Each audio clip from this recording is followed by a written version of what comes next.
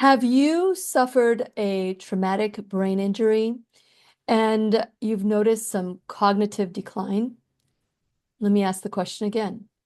Have you noticed some cognitive decline, but have had some emotional trauma?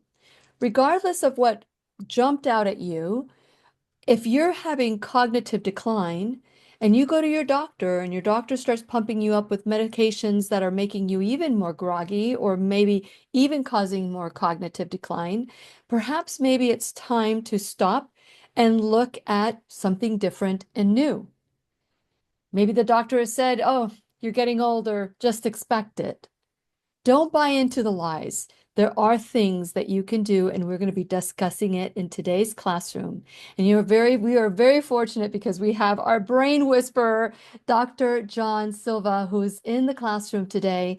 And we are learning today how traumatic brain injury or perhaps emotional trauma can cause the brain to kind of misfire and miswire, and we're going to learn how neurofeedback can help you. And when you need a friend, you can count on me. I'll be right here waiting for you.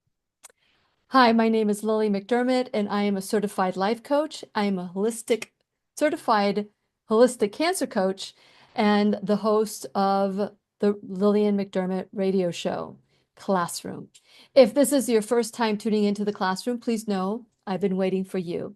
This is a safe place where you can go when you need a friend.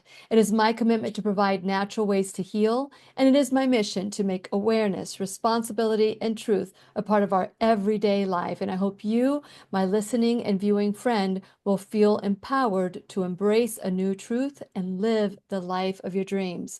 Well, I hope that you have your pencil and your paper and you're ready to take lots of notes, because this is an area of our life that we just expect to happen as we get older. Could it be that that's a lie too? I mean, we've been told so many lies. Could it be that you are in control of that as well? And there's something very simple that you can do, like neurofeedback. As you know, I have been doing neurofeedback for a while. I'm going back through the process again, about to start alpha theta retraining once again. And so I am excited that there are so many things that we can do so that it's not about aging anymore. It's about you taking control of your life by doing something simple and loving for yourself, like neurofeedback. And since it is our sole purpose in life to give and receive love and knowledge, I am so grateful that Dr. John Silva is here to do just that. Welcome back to the classroom, Dr. Silva. This has been a fun journey together. It really has. I mean, I think we're coming up on a year already, how this year has passed, and it's been fun. We've had a lot of Yes, great discussions, and I think we've reached a lot of people, and it's wonderful to be able to contribute to that and get this information out there, because talk about a time in our current society and in our current age where this is needed more than ever. I mean, I discussions daily in my practice of whether it's a child or an adult, they really need to look at our brain, no matter where we might be in life, no matter what we're trying to achieve or overcome. So vital that we look at the brain. I've learned this more and more, and I'm confident of that every single day. me too. And I'm very excited to announce, this is the first time we're going to announce this, that Dr. Silva has agreed to do another chapter of Rewiring of the Brain. We're going to be doing another webinar on, let me get the date right, April 29th. It's a Tuesday from 7 to 9 p.m. Eastern Time. Again, once you purchase your webinar seat, we're going to record it so you don't have to be present in order for you to be a part of it, but it's always good when you are. And there's going to be lots of little giveaways for those of you who tune in and join us at the event. Right now we're running a special for $29.95 for those of you who sign in before April 19th. The event is going to be April 29th from Mhm. 7 to 9 p.m. Eastern Time, and it'll be via Zoom. So that means that anyone around the world can participate in this and join us. And by the way, if something we say today that you are just so excited about and you want to get started with neurofeedback right away, text me at 407-373-5959 or email me at lily@whenyouneedafriend.com. And we're going to do a special code for a 45-minute consultation. Now, when you join the webinar, that's also included in it. So I'm really excited. And then two people are going to get a free neurometric brain mapping. These are the people that do attend or are part of it. We will, whether you're there or not, we're going to put your name in a winner's basket, and we will select two people at the end of the webinar, and we will let you know who the winners are. So how exciting is this? Rewiring the brain once again, 2.0.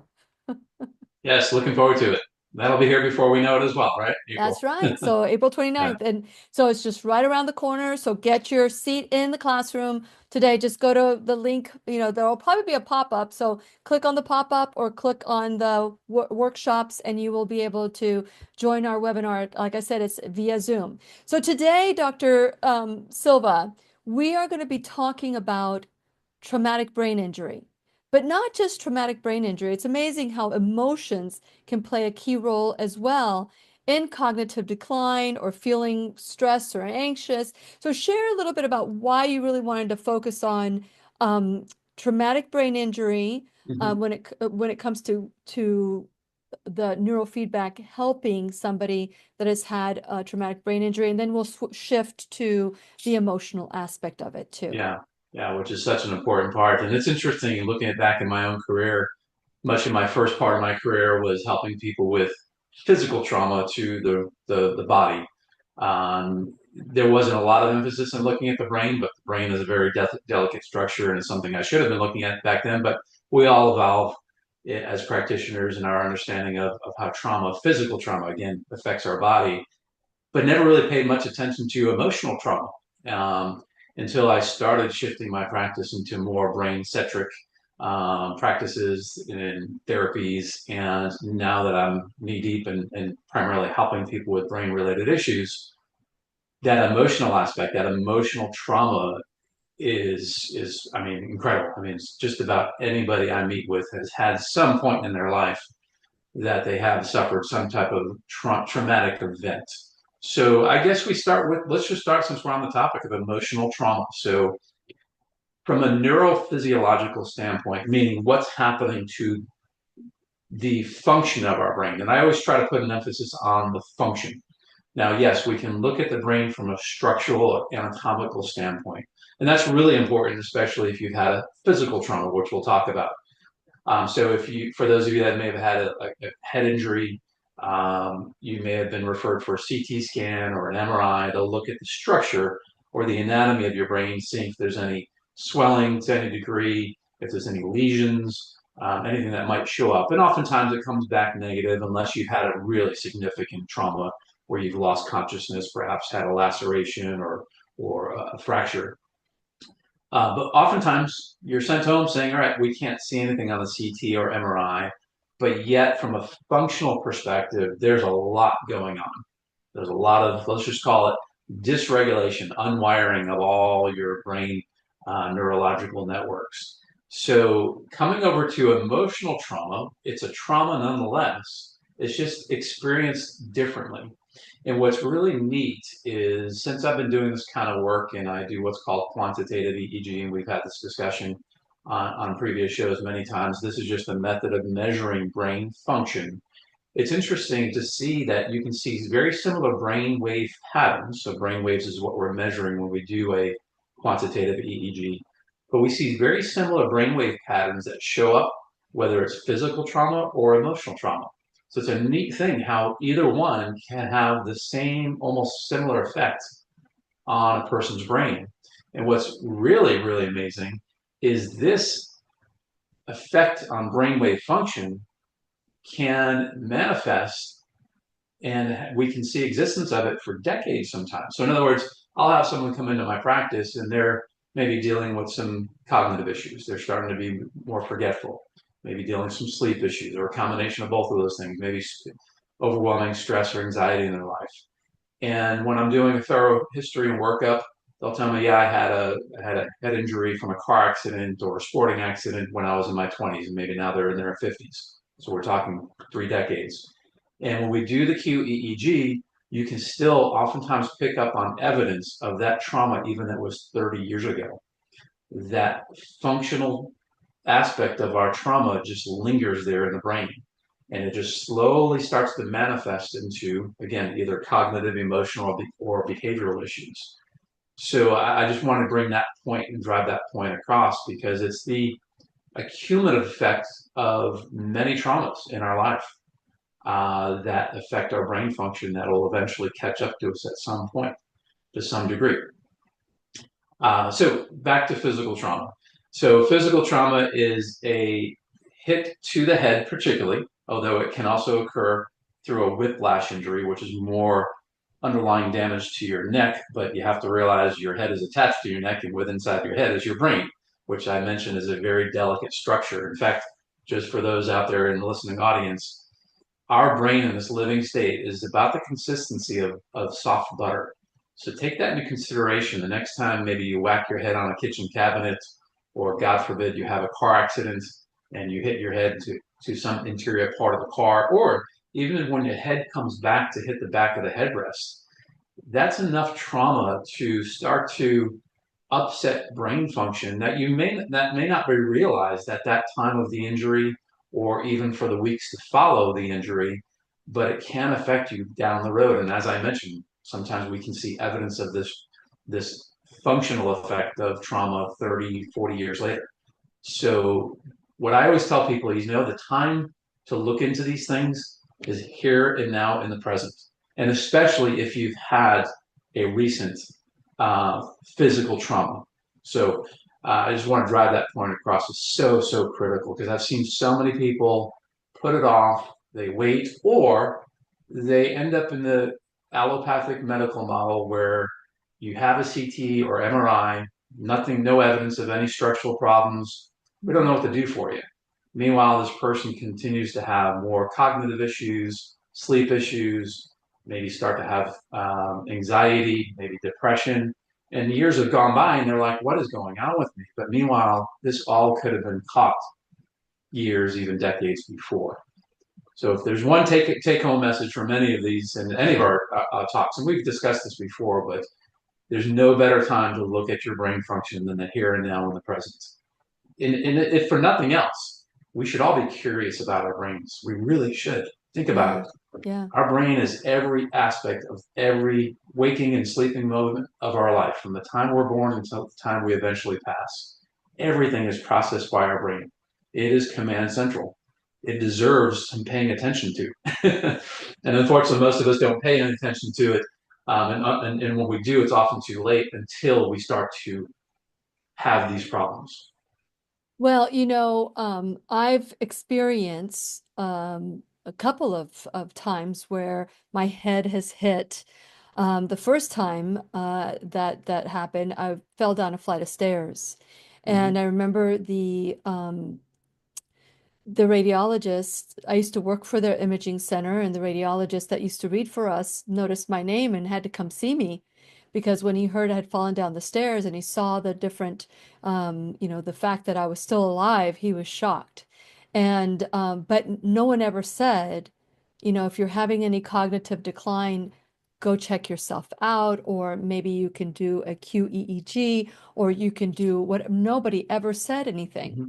And then in 2017, I was in an automobile accident, and that is when I experienced a lot of cognitive decline. And that led me to go to a neurologist because I couldn't remember, when you're doing a show and you need to recall things and you need to be sharp, I couldn't even remember a name or couldn't follow. And I remember how frustrating that was. But I was told that this is as good as it was going to get, that things are going to continue. And it's a good thing I didn't buy into that because I mean, I went from 6 shows a week to 3 or 4 shows a week and then to three. And it just kept bringing it down because I thought, you know what? I just need to give my brain a rest. I have to figure something out. But it's amazing. And Robert used to call me like Like he used to say that my brain was like a human Rolodex. It's like I could recall things like this, and it was taking me Yeah. a while. It was taking me a while to recall them, but still, I felt a I felt a difference within me. Now, it wasn't like somebody that's demented or somebody like that, but it was still enough for me to know that there was a difference.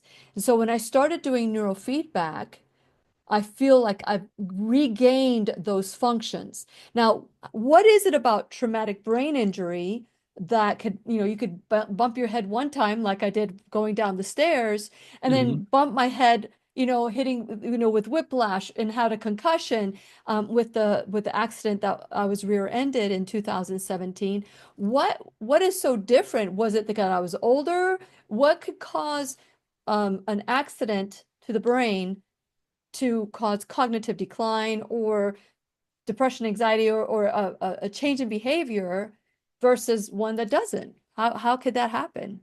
Sure, that's a great question. There's a lot of things that are going into this. So I wish it was cut and dry and linear, saying this equals this would happen. Yeah, And as you had mentioned, it can be many events or several events over the course of a lifetime, and they have a cumulative effect.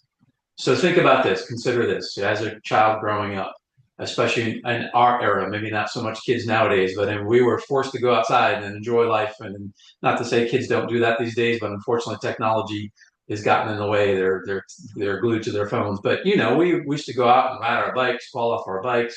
We would do stuff out in the woods and we would hit our head. I mean, look at the average child just goofing off with their siblings or their friends and then of course as they get into their athletics, gymnastics, football, flag football, all these things. We have what are called micro traumas. You get a hit to the head, and maybe again don't lose any consciousness. They can maybe cause a headache, maybe a little lump on the head, but these are just setting the stage for what can then start to manifest as life goes on and we have more of these micro traumas. Now, of course, we have the big events, like you had mentioned, a significant car accident. And I can relate to you. When I was about, I believe, around 15 years old, because it was just prior to me getting my driver's license, I was with my father driving in a pickup truck, and we got into a car accident. And we were just pulling out through an intersection, and my father unfortunately wasn't paying much attention, and he broadsided somebody. And back then, we didn't really wear seatbelts much. I should have had my seatbelt on, but it wasn't really a thought. And I went forward and hit my head on the windshield enough to crack the windshield. The windshield had to be replaced. And I did not lose consciousness. Yeah, I was a little stunned, ended up with a welt on my forehead. But think about that, enough to crack the windshield. And I'm sure there's many people that can relate to this. But life went on. I didn't go to the hospital again. There was nothing that I could relate to at that time in terms of symptomology. Now, flash forward many years later, as I started to get into this work, when I started offering QEEG brain mapping in my practice, I'm like, I'm inquisitive. I just like to know, hey, and I want to know what's going on in my own body. I had never had my brain assessed before, like most people. So I had my staff do a QEEG, and I was surprised at how much was going on. Not that it had manifested in anything that I could relate to cognitively. I wasn't. I'm pretty sharp, as you had mentioned. You have been, and you've regained. I didn't feel that I was having any anxiety, depression. I just wanted to see. And interestingly enough, you could see some telltale brainwave patterns that were there still in my brain. Here we are, what, 30 something years later, that were showing up on my QEEG. So I wasn't happy about my own brain map. So I got busy doing neurofeedback, and I've done a lot of neurofeedback over the years to do nothing else but address that. So now I'm less likely to end up in my 60s, 70s, which is right around the corner for me, and end up with dementia or memory issues, Alzheimer's. And this is how we can prevent that is by paying attention to our brain, looking at how our brain's functioning and addressing it now before it's too late. So yeah, coming back to the micro traumas, it's and again, it's oftentimes just these little things that add up. But of course, we can have the significant trauma. And ultimately, what's going on, and again, there's a number of different things going on functionally in the brain, but the primary thing is we've created this inflammation. mhm, It's called systemic inflammation. It may not be the type of inflammation as if you were to bang your elbow and it swells up, gets red and painful.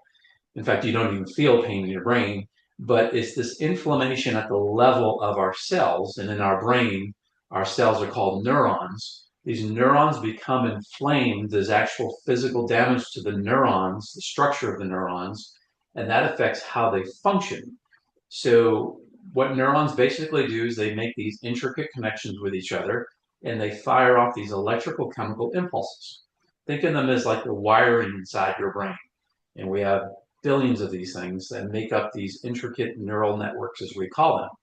And if you go ahead and have a head injury, whether again it's a huge trauma or more of these micro traumas, you are upsetting the way those neurons are firing and wiring together. And the next thing you know, again, is that prolongs and gets worse, and then we add more trauma on top of it, more inflammation, that then starts to affect our function. It's a slow, insidious process. But the wonderful thing is we have so many different technologies and therapies like neurofeedback that can help to reverse this functional damage. And that's the powerful thing about what I do in my practice these days. I Yep. know, I know. And it's hard to kind of understand that by looking at a video, you're looking at a video and that video is getting brighter and it's getting darker and it's getting brighter. And then if you're doing the auditory as well, then you're hearing it higher and then you're hearing it lower.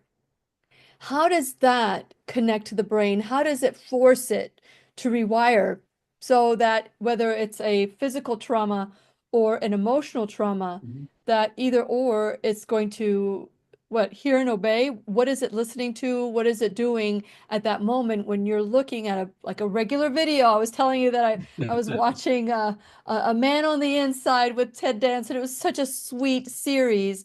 And, I'm like, how could I be looking at this and it could be doing anything for my brain?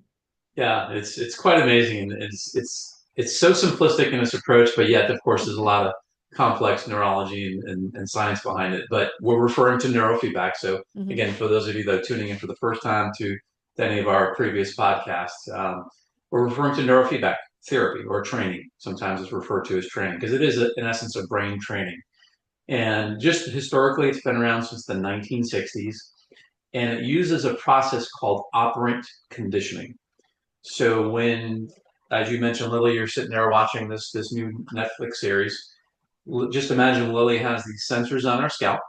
These sensors don't emit any electricity into the brain. They're simply sensors that are detecting brainwave activity in real time. That information is conveyed into a computer with specialized software, and the software processes that brainwave information in real time, and then gives her brain, or anyone who's doing this for that matter, gives her brain feedback to adjust its brain waves into a more normal pattern.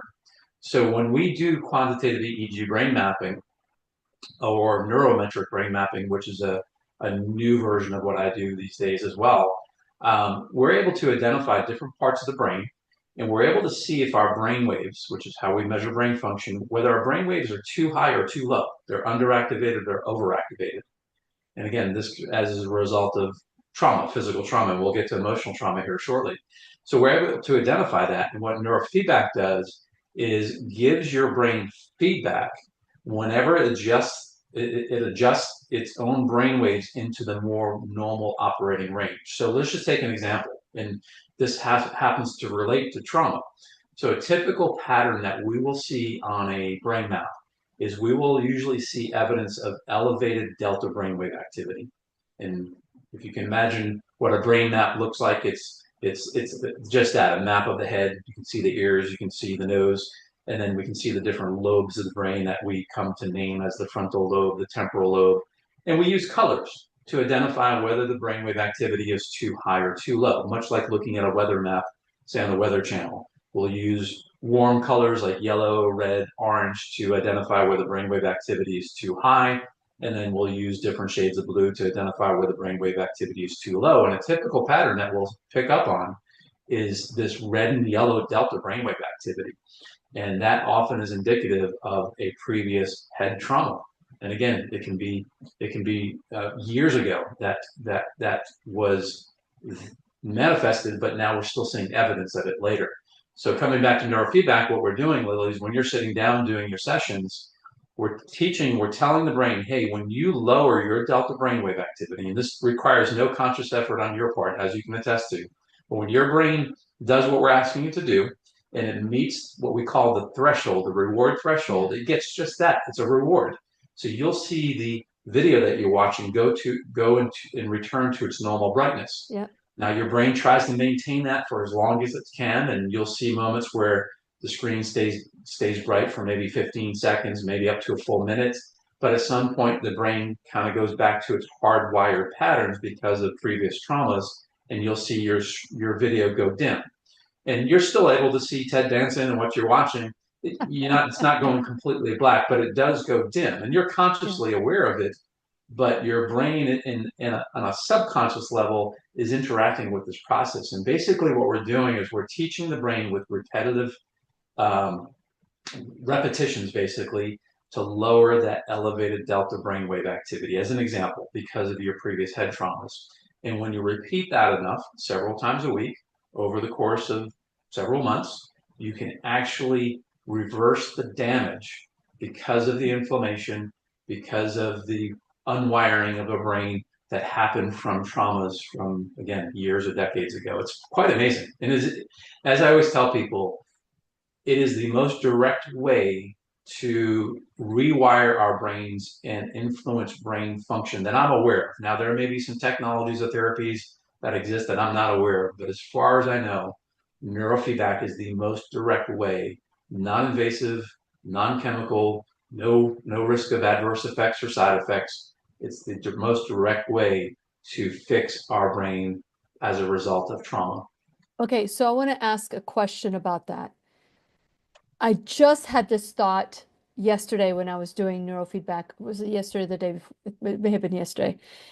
And as the screen is fading in and out, I thought, I wonder if I will know that my brain is perfectly rewired when the moment I see it, it's all bright. It doesn't go back to fade. Is that possible? How does that work? How do you know when the person has reached their level of saturation or the Sure. rewiring has happened? How do you know that? That's a great question. And that just brings us to a whole new territory of performance, peak performance. But let's go back to that. And I get this question a lot. Mhm. And you will notice, for instance, as you're watching that Netflix episode for that half hour, and as you start doing more sessions, you might recall from when you first started this last year, you get more of those moments, that longer durations where the screen stays bright. That is your brain doing what we're asking it to do, and it's doing it quite well. But people are almost anticipating, well, there should be some point in the future where I sit down for my half hour session and the screen just stays bright the whole time. Now my brain is completely healed and rewired. In essence, no, that's not what we're looking for. And here's the reason why: is our brain is constantly in what we call flux. Okay, these brain waves are constantly in flux. No matter whether we're sleeping, we're actively engaged in a conversation as you and I, or people listening audience listening, maybe driving your car as you listen to this podcast. So while you're doing a neurofeedback session, you're experiencing that flux. But what we typically see for people who are doing this is they typically notice as they go through the weeks and the brain is getting stronger, healthier, and rewiring itself. They start to pay attention. They notice longer durations of that video brightness. But our goal isn't to try to get to a session where it just stays bright the whole time. You will never achieve that. You could do 2,000 sessions. You'll never achieve that because of this dynamic flux of the brain going through this process. However, how do we know that your brain has gotten to a better place? Is really quite simple. A lot of it is just subjective input. So are your cognitive functions are improving? Are your emotions improving? Your behavioral self, all these things improving. And of course, as people go through this journey, I'm meeting with them on a regular basis. They can tell me in conversation, yes, I'm feeling the difference. I'm seeing the difference. We even have several different metrics or tools to assess and kind of quantify their emotional function, their behavioral function, their cognitive function. So we can monitor that throughout the process. But ultimately, to answer your question, now you'll never get to a point, myself included, and I've done hundreds of these sessions, where you'll see the screen stay bright through your whole half-hour session. That's not what we're after. Well, That makes good, sense. Hopefully that good. makes Yeah, sense. yeah, good to know. Good to know. Now, a long time ago when I was still in radio, so this must have been before 2019, I remember interviewing Dr. Bennett Omalu. I don't know if you know who he is, but Mhm. Dr. Bennett Omalu was the one that coined, was the one that that came forward, and they made a movie about him with the movie Concussion, and I believe Will Smith played Oh, him. yes, yes, Yes. yes. So I met Bennett Omalu, and he was saying how dangerous these contact sports are, and how the brain can, these players were committing suicide, turning to Yep, drugs and alcohol, and he was the one that discovered this. It's some form of encephalitis of the brain from yep. it was an inflammation that was caused from all the trauma that they were receiving.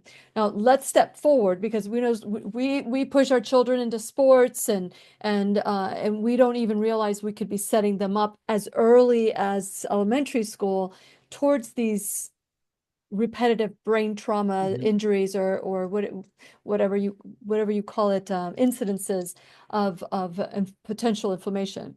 How do you know? Because it could lead to dementia, it could lead to other things. How do you know when it's too far along, whether it's physical trauma, dementia? How do you know you're too far along? And what can neurofeedback do for someone that might have incredible cognitive decline and perhaps maybe have been told that there's nothing you can really do about it? Is Sure. there a point of no return? And I've had a few clients that have been brought into my practice because typically when they're at this point, they don't have enough of a conscious reasoning to say, I need help or there's something going on. In fact, just quite the opposite. If you, in most of us have probably know somebody in our family or have seen people that have gotten to a point of dementia where, as far as they're concerned, there's nothing wrong with them. Every day is just a great day, though they can't remember their spouse, and that's where this gets really, really challenging. And I've had a few people brought in, particularly by their spouse or their loved ones, their family members, because they've gone down that what I call slippery slope. And in terms of what I offer in my practice, there are a combination of things we can put together, and I've worked with several of these clients, and we were able to make some differences, particularly with their emotional well-being, their behavioral well-being, because that's a big aspect of dementia. It's not just the cognitive decline. And again, for those that may know someone or have experienced this firsthand, maybe taking care of a grandparent or a parent with dementia, it's not just the cognitive decline. It's oftentimes the emotional, behavioral aspects. These people become what we would consider irate. They go through repetitive patterns that will drive the rest of the family crazy. That'll keep you up at night. And it's saddening because it can really influence the whole family dynamics. And meanwhile, you're seeing your parents just go through this decline. Yes, they're forgetting things, their memory, but it's the emotional, behavioral aspects that's really taking a toll on the person trying to care for that family member. And that's where things usually get desperate. And that's where I've had, for instance, a husband bringing their wife desperate for something. Now, again, there are a number of different things, including neurofeedback, that we can put together in this what we call synergistic approach to try to offer some recovery. And what I have witnessed in those cases where we were too far down the slippery slope to recover their cognitive loss, but we were able to get them more emotionally behavioral balanced. And that really was a blessing for their spouse because it was just easier to manage the day-to-day affairs and not. And I'll just give you an example, and this is so sad. I bring tears to my eyes when I see this sometimes. And again, people can relate to this. I had a husband several years ago, just desperate because his wife would get up every morning at 4 o'clock and go through this routine of spreading out her clothes, thinking that they were going to go to doctor's visits and all the things that they used to do. When in reality, there was nothing planned for that day. And she was adamant we had to do this. Mhm. Meanwhile, he's losing sleep. She would get up and would just go through this process, this routine, totally forgetting. And of course, not to forget the times during the day where she even forgets who her husband is.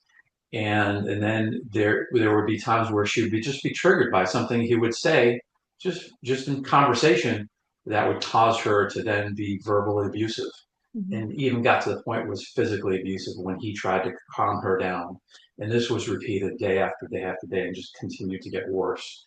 So what we were able to do, and we used a combination of different therapies, neurofeedback, of course, being the core, but we were able to get to her to a much better emotional behavioral standpoint.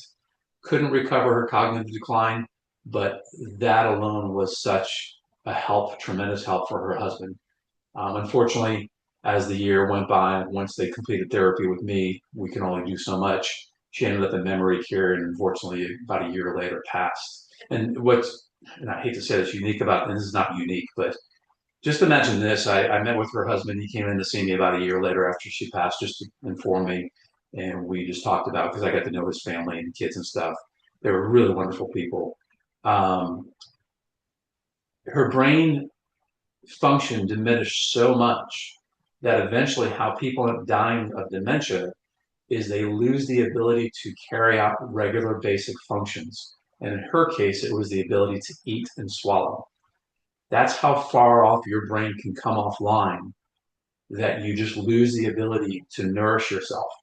So it got to the point where she was being spoon fed, but even then she would spit it up. She couldn't even relate to actual a basic human thing like eating from that we learned from day one. She lost that ability even when she was being spoon fed. And unfortunately, you just wither away. And it's so sad to see that our brain can get that far. Mhm. And that's and again that's how people typically die of dementia. It's usually because of the other complications, such as malnourishment Yeah. and physical harm to themselves or others. Yeah. It is a really sad thing. And so for those of you who are listening today, and maybe you haven't been, injured, brain traumatic injury, or that you've had emotional trauma, which everybody has, indirectly, everybody's had emotional trauma, whether it's physical or perceived. There's always something that we can work on in our bodies. And so I just want to encourage you to be curious instead of critical, and to see, could I improve right now? I want to be at a higher peak performance than I was. So everybody has their own whatever they call cognitive decline, or maybe we want to improve in our life. And so I just can't say enough about how wonderful this has been. I've seen differences in the different people that are choosing to do this. And I want to do a class with Dr. Silva about, some of his other patients other than me. I'd love to hear from them. And if you've been a patient of Dr. Silva and you're interested, reach out to Dr. Silva, or you can reach out to me, and we can go through the process of seeing if this is something that would be a good fit for the classroom. And so I want to encourage you to go to whenyouneedafriend.com. While you're there, please subscribe to my website, because this is how you know who's in the classroom, what we're going to be discussing, what time we're going to be on, where you can listen to me, whether it's a podcast or social media. There's just so much information that you get from us, as well as gifts, and you also get discounts for being an enrolled, for being a member of a website. So just make sure you subscribe while you're there. Also, like and follow me on all social media, because sometimes we send out immediate informations there, so that you know that when you are, if you are subscribed to my social media, whenever we have a live show, you will get notifications. So that way you can choose to watch it live, or you can choose to watch it whenever at your convenience. So at least you'll know there's something there. So please consider doing all that. And while you're there, please check out my sponsors at whenyouneedafriend.com. Support my sponsors the way that they are supporting the classroom.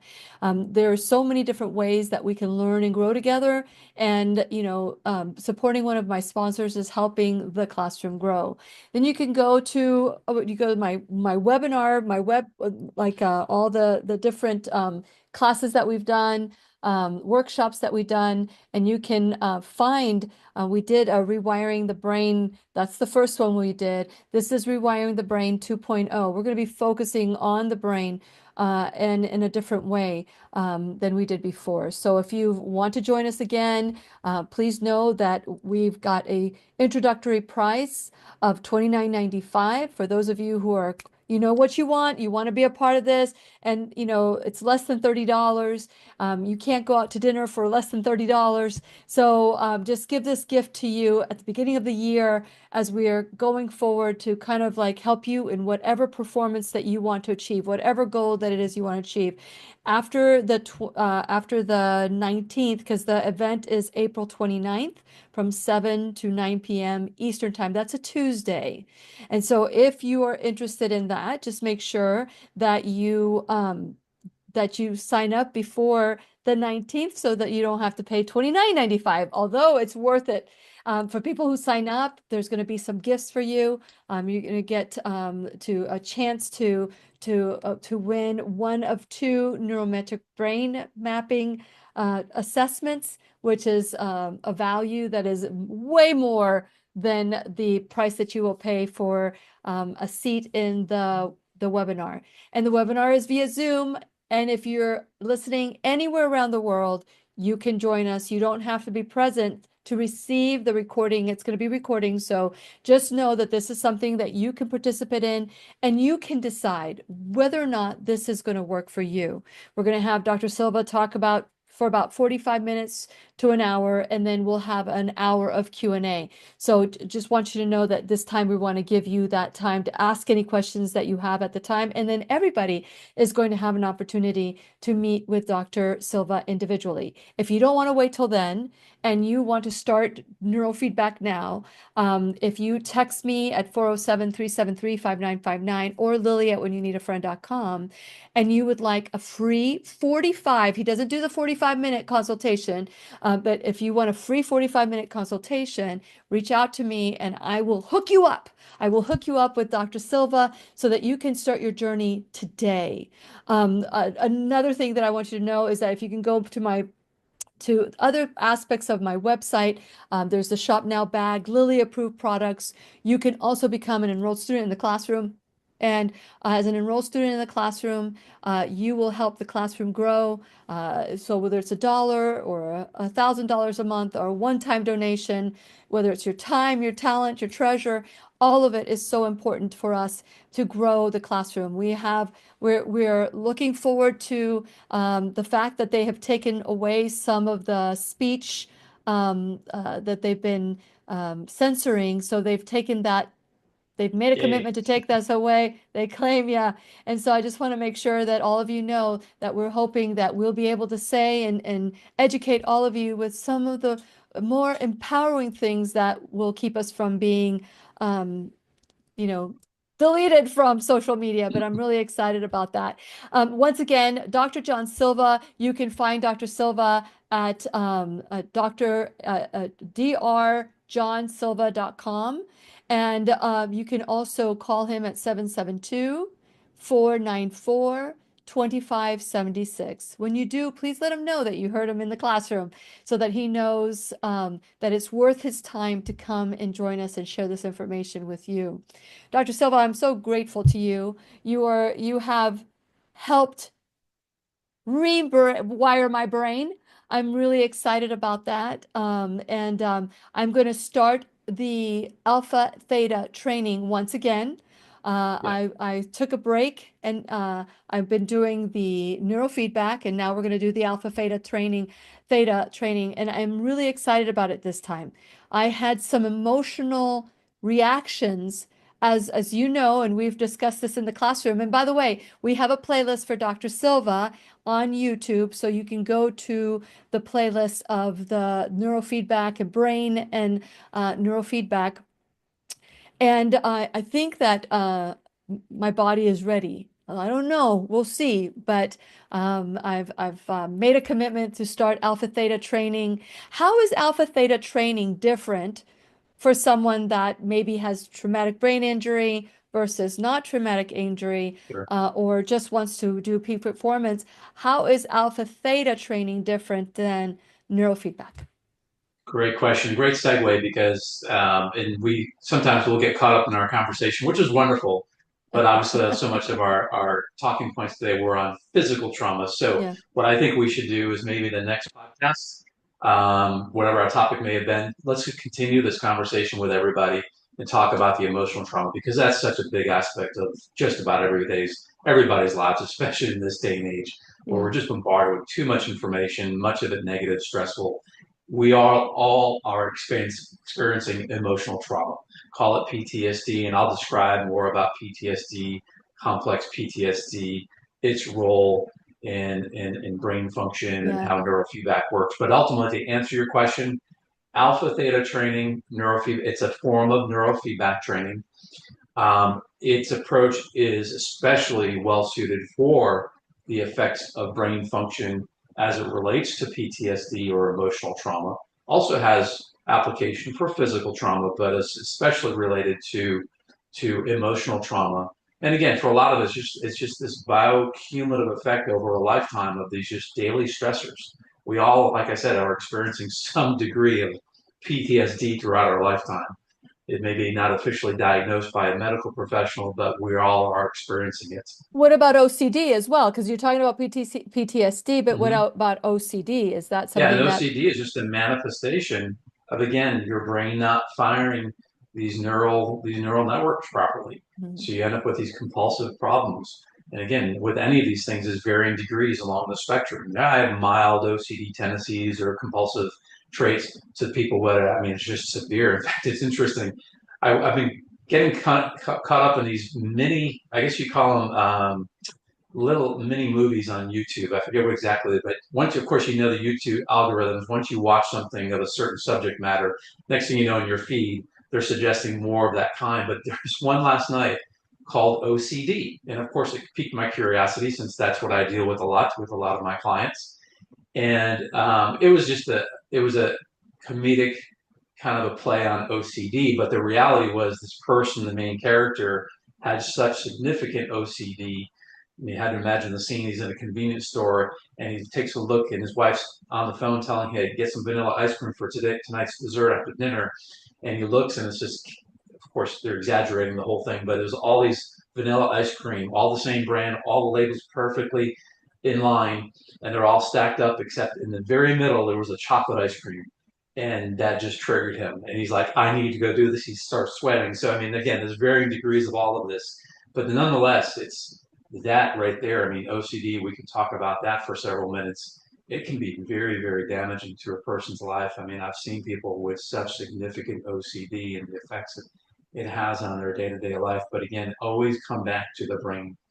The source of that is a significant unwiring, so to speak, of your brain function. And yes, it can be addressed through things like neurofeedback and in particular the alpha theta training. So alpha theta training, since we're discussing it, and like I said, we should go ahead and talk more about emotional trauma on our next podcast. We will. I wrote it down. Yeah, So that's going to be our yeah, next topic. yeah. So emotional trauma, and just to give people a little highlight of what we will discuss when, Wrote it down. yeah, So that's going to be our yeah. next topic. Yeah, so emotional trauma, and just to give people a little highlight of what we will discuss, when we experience trauma, okay, emotional trauma is what we're speaking of now. There's a particular part of our brain. It's just fascinating when you understand the brain from its structural standpoint to its functional standpoint. But there's a little tiny almond-shaped part of our brain called the amygdala. You can go on Google and just research. And the great thing about Google, the internet, and now with I mean, you can dive deep into the rabbit hole, but it's really fascinating. This tiny little part of our brain, which we have one on the right and we have one on the left, and they're part of our temporal lobe, which is right about here. And by the way, the temporal lobe is a good part of our memory processing, okay, our memory. But this amygdala is that part of the brain that we found over decades of neuroscientific research to be most influenced and affected negatively by emotional trauma. And there's been books that have been written about how emotional trauma affects our brain function, and then how things like neurofeedback, and even more specifically, alpha theta training neurofeedback, can help to repair the damage to that amygdala. In fact, I've done some postgraduate training over the years on trauma based neurofeedback, specific techniques and ways to use neurofeedback to influence and target that part of our brain. And again, you have to remember when I say target, influence, this is non coercive, non invasive. We're not doing surgery. There's no adverse side effects. But when we can get to the root source of the anxiety, the depression, the OCD that comes from trauma, PTSD, complex PTSD, when we can get to that root source, which is that amygdala, get that amygdala to heal and start firing and wiring properly, it is amazing how people's lives can turn around. And I've seen people sometimes within just a matter of a couple of months undo the damage to their amygdala because of years of trauma and then even the years of failed therapies in a matter of 2 months doing neurofeedback, trauma specific neurofeedback, how they can reverse that. Uh, so yeah, alpha theta is quite an amazing thing. And I want to share a couple of resources since you brought this into the today's topic. There's a new book. This may not be for everyone. It's a little bit on the expensive side, but it's called Managing and Integrating Trauma with Alpha Theta Neurofeedback. Just released this past month by one of my mentors, Dr. Richard Suter. You can find it on Amazon. Again, it may be a little bit more of a detailed neuroscientific read, but What is the nonetheless, it's a name? What is great the book. title of the book again? Managing and Integrating Trauma with Alpha Theta Neurofeedback. So you were asking about alpha theta specifically. Again, alpha theta has so many applications, including using it for peak performance. A lot of athletes, in fact, I work with a lot of these athletes. We use it as a means to help improve their performance. But again, it has an application for overcoming PTSD and emotional trauma. But another great book, which is less expensive, very easy read, is a book that came out. I was just looking it up today, and I can't believe it's been 11 years. It's called The Body Keeps the Score, and the subtitle is Brain, Mind, and Body and the Healing of Trauma. Let me repeat that. So it's called The Body Keeps the Score. Again, available on Amazon or Audible. I remember when I first got this book, I bought the paperback version, but like with a lot of books, I like the Audible version. So when I'm driving and I'm going to and from or I'm doing my workouts, I'll listen to an audiobook. This is by Dr. Bessel van der Kolk. That's Bessel, Bessel. But again, if you just look up The Body Keeps the Score, wonderful book. It was published back in 2014. I have had so many clients over the last 11 years since its publication that have picked up this book, read or listened to it, who have discovered neurofeedback and then reached out to me over the years because of this book. So Dr. Bessel goes into what we'll cover next time, how trauma, again, emotional trauma, emotional stressors throughout our lifetime influence our brain function and physiology, and how paying attention to our brain can be the solution to overcome the effects of that PTSD, that emotional trauma. In fact, he dedicates an entire chapter to exclusively how neurofeedback plays a role in that. So it's a powerful book. Again, relatively simple read or listen in, but that's a wonderful one. So anyone out there in listening audience who has been diagnosed with CPTSD, PTSD, or suspects that they have the ill effect of trauma, I would highly recommend, if you have not heard about this book, pick it up and listen to it or read it. Yep. And then read specifically the chapter, of course, about neurofeedback. Yeah, we have I mean, this has gone so fast. This always goes I so know fast. everything. So, but one of the main questions that I get when people ask me about neurofeedback, or maybe it's a expectation that this is very expensive. Can you dispel some of these rumors about the cost of neurofeedback at home, in the privacy of your own home? Sure. I mean, it is very cost effective. And just to put things in perspective, now with home-based neurofeedback, not only do we have the added convenience of not having to go to a clinic several times a week and the drive time and all of that, we do it at any time we want from the convenience of home. It ends up being about half the cost of what it would take to do neurofeedback in a clinical setting. Okay. And with the same great outcomes. I've been doing and offering home-based neurofeedback now for what's almost 7 years. And I'm seeing the same outcomes, if not better and quicker, because now people have access to the neurofeedback sessions daily, anytime that they want. So what I'm finding is people are doing more frequent sessions, which means we just get to the end result much faster. Not that this is ever a rush, and I never push people to do it fast, but yeah, this is This is quite amazing, and it's also become much more cost effective. And again, the costs are going to vary from one individual to the next.